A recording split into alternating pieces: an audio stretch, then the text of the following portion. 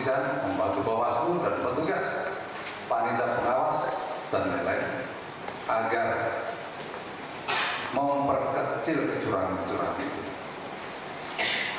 Dengan mata telanjang kaki melihat sesuatu yang tidak beres, ya kita harus lakukan langkah-langkah preventif.